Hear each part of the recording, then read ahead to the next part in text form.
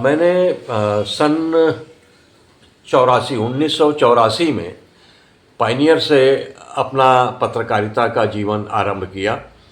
उस समय वाराणसी में पायनियर छपना शुरू हुआ था और उनको ऐसे लड़कों की ज़रूरत थी जो अंग्रेज़ी जानते हों और वाराणसी को भली भांति जानते हों।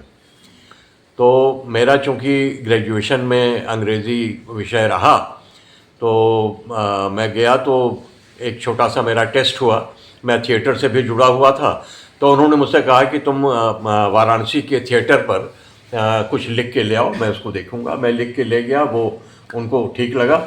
तो वहाँ से पहले उन्होंने मुझे 15 दिन के ट्रायल पर रखा, कहा कि इसका तुमको कोई पैसा नहीं मिलेगा।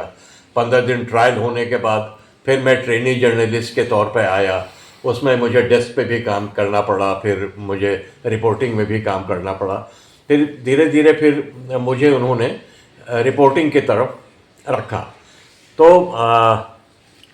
पहले जो पायनियर वहाँ छपना शुरू हुआ, तो प्रदीप माथुर थे, वो वहाँ संपादक हुआ करते थे, वहाँ वाराणसी यूनिट के। तो मैंने वहाँ देखा कि एक संपादक की शक्ति क्या होती है।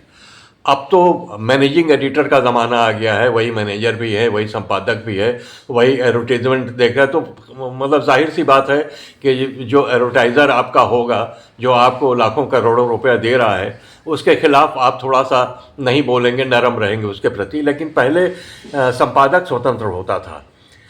तो मैंने वो ज़माना देखा है। और मैं उस समय नया नया था, और वाराणसी चूँकि सांस्कृतिक गतिविधियों के लिए बहुत जाना जाता है, ख़ास तौर से क्लासिकल म्यूज़िक के लिए। तो मैं भी इंटरेस्ट रखता था क्लासिकल म्यूज़िक में। वहाँ एक कार्यक्रम शुरू हुआ था गंगा किनारे, वो रात में होता था।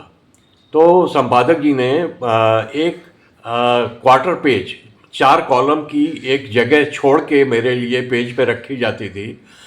मैं और जो हमारे फोटोग्राफ़र थे, हम लोग जाते थे, प्रोग्राम कवर करते थे। वहाँ से रात में 11 साढ़े 11 बजे प्रोग्राम आखिरी जब हो रहा है, वहाँ से भाग के आते थे। ऑफिस हम लोगों का शहर से थोड़ा दूर था, तो स्कूटर पर भागे चले आ रहे हैं। हम भी आते थे, फोटोग्राफ़र भी आता था। वो तुरंत घुस जाता था अपने डार्क रूम में, मैं तुरंत टाइपराइटर पर बैठ जाता था। और मतलब एक क्वार्टर पेज मेरे लिए छोड़ा रहता था, और उसी में फ़ोटो और मेरी रिपोर्ट।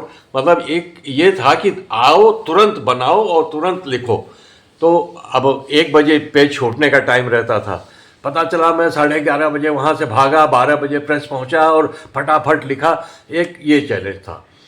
उसके बाद वहाँ जब कमलापति त्रिपाठी जी बनारस के बहुत सीनियर लीडर थे, कांग्रेस के मिनिस्टर भी रहे, यूपी के चीफ मिनिस्टर भी रहे, जब उनका देहांत हुआ तो राजीव गांधी जी वहाँ आए। तो अब भाई जो प्राइम मिनिस्टर थे, जब वो आए तो जाहिर सी बात है पत्रकार उनको घेरेंगे, बात करना चाहेंगे।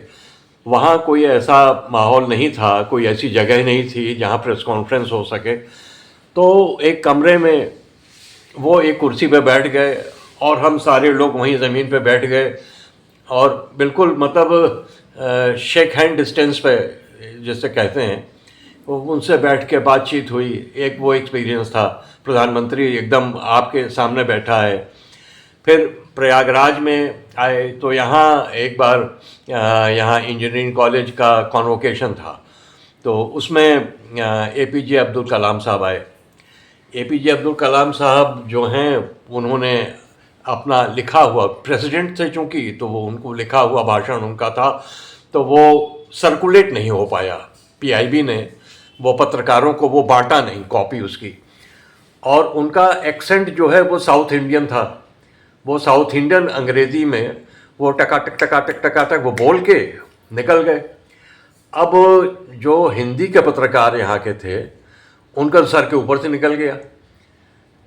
तो मैं जब ऑफिस आया, न्यूज़ बनाने लगा, तो बहुत से लोग मेरे पास आए, कहा भैया उन्होंने क्या कहा था ये हमको कुछ बता दीजिए।